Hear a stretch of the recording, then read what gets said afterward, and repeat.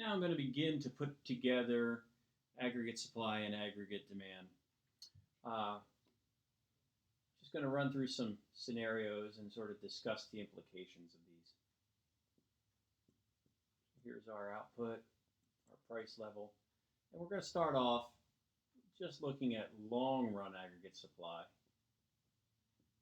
and aggregate demand. And we're going to leave short-run aggregate supply out of it for now. We're going to get into short-run aggregate supply when we look at some distinctions between Keynesian and classical economics. That's coming our way.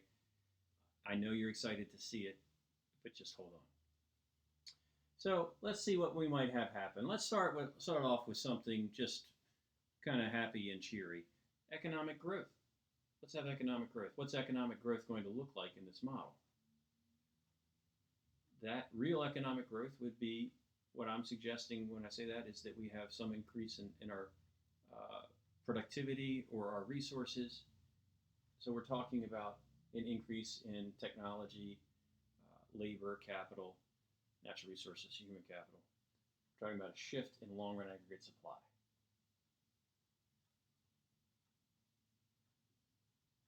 Now let's think about what that means, or what that might mean, all else held constant.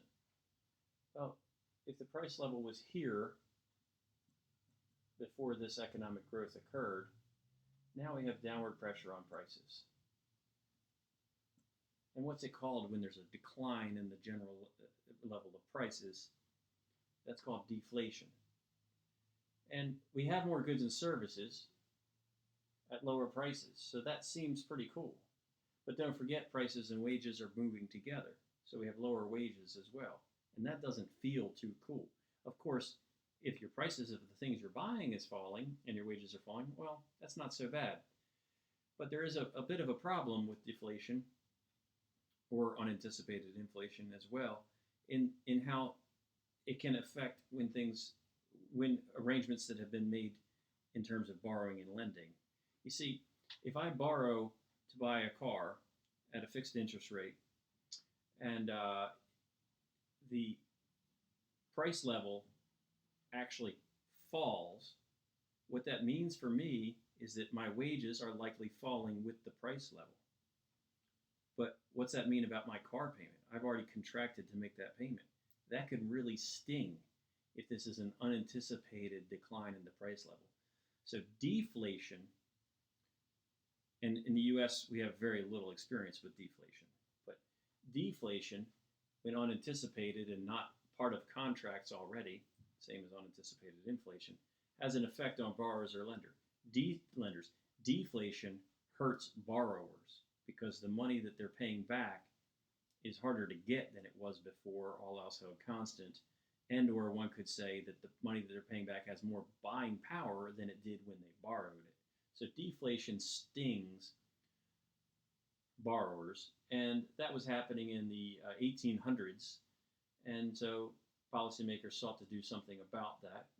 We don't have that problem since then, or that challenge, I should say. So one thing that we can do about it is to seek to raise aggregate demand.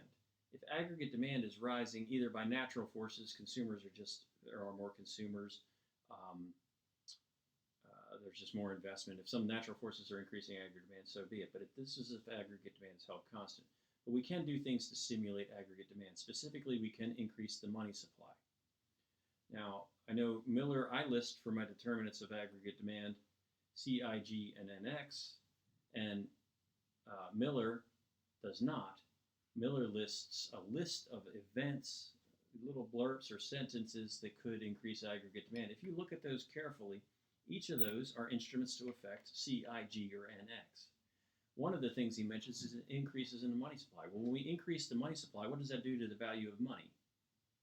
All else held constant. It decreases the value of money. And what is the value of money proxied by? We've mentioned this already. That's what interest rates are. Interest rates are the price of borrowing money. So we are going to explore this with monetary policy, but when our policymakers, specifically as the Federal Reserve, increase the money supply, they are lowering interest rates. Lower interest rates make borrowing more attractive and increase aggregate demand. So we can, if we manage our money supply, or if we have what's called in the original charter for the Federal Reserve an elastic money supply, meaning responsive, what we can do is have that economic growth and maintain the price level. So we don't experience that deflation. What it requires is maintaining a money supply, being responsive to changes in the economy, in the real economy. And so that's one scenario that we could face with our framework that we can investigate. Now, one thing that Miller spends a lot of time on, before I made this adjustment and brought it back, if we're experiencing that kind of deflation, he calls that, or that's called secular deflation.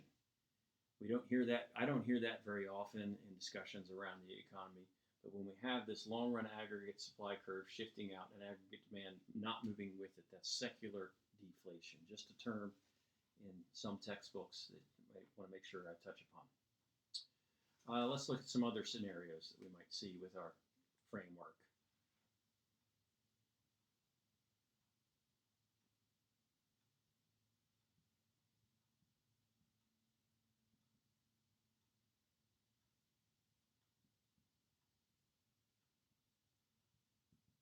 Okay, so here we are sitting at equilibrium.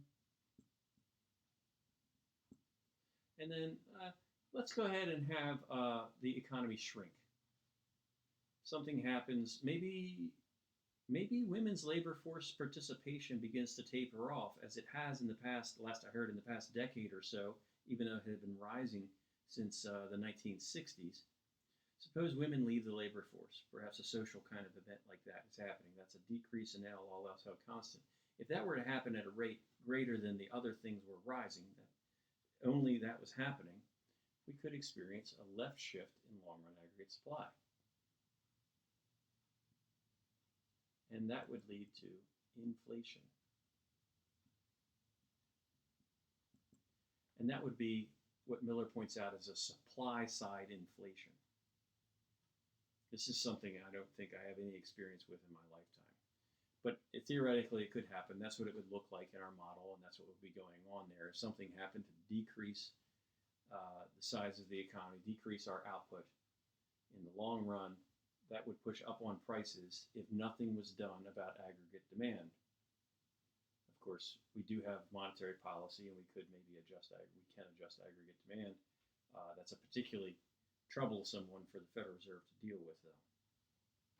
But that's something in your textbook that he describes, and I want to make sure that I give it some explanation. Now, I'm not sure where my computer screen is going to end up, so I'm going to put my label a little differently than I normally do, just to make sure you're able to see it. Let's say down here,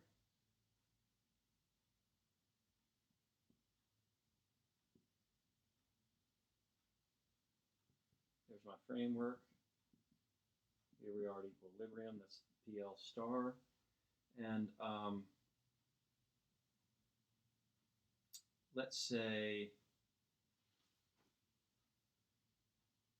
this is just moving very slowly to the right. Each year, instead of having big jumps like this, it's having little tiny jumps like that.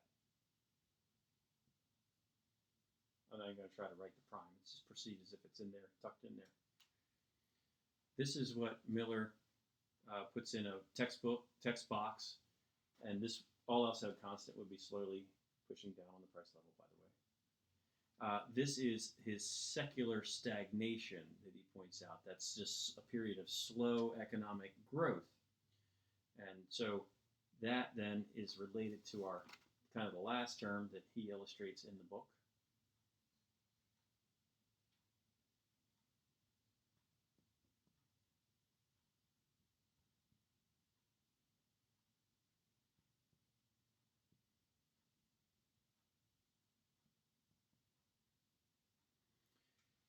He goes through a model and shows us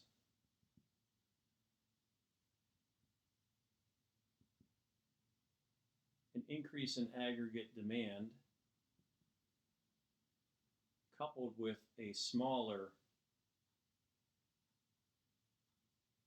relatively smaller increase in aggregate supply, long-run aggregate supply. what's that mean for us? Over here, I had aggregate demand and aggregate supply moving out at just the right rate that they're commensurate to each other and the price levels stay the same. What if aggregate demand, this shouldn't be here, what if aggregate demand increases at a greater rate over time than aggregate supply does? What does that mean? Well, that means we have upward pressure on the price level with this economic growth down here. So we have inflation occurring there. And that's actually the situation that the U.S. has enjoyed or experienced for pretty much most of my lifetime at different years, different rates. But that's the kind of thing that we're kind of accustomed to in our U.S. economy. Now, he points out that sometimes things don't go as expected, and we could have these things maybe not move out as far. It could be both. It could just be the aggregate demand. But he shifts both down to indicate this is 2 marks for this is something moving back. It's lower than it was expected. LRAS prime, this one, was what we anticipated next year, but actually it was here, and aggregate demand was here. So now we move to here instead of moving to here where we were thinking we were going to be. So what he's pointing out with this model is that inflation doesn't ever actually happen here. It happens here. The price level ends up here. And so he calls this, he points this out as being disinflation. It's inflation as a lesser rate than we had anticipated or expected. So disinflation isn't deflation, it's just inflation at a lesser rate than had been expected. So those are a couple of terms that are in the back of Miller's Chapter 10, and there are also a couple of shifts in our model and what it does with the price level. Right now it's actually relatively simple. Going forward, we're going to start inserting short-run aggregate supply, and then it doesn't actually get more complex in a lot of ways. It just gets really more interesting. But it does kind of have a divergence because we really get into a case, well, if there's this happening, then there's that happening. But if there's this happening, then there's that happening. So you'll just have to hold your breath for that one. It's coming. It's a cliffhanger.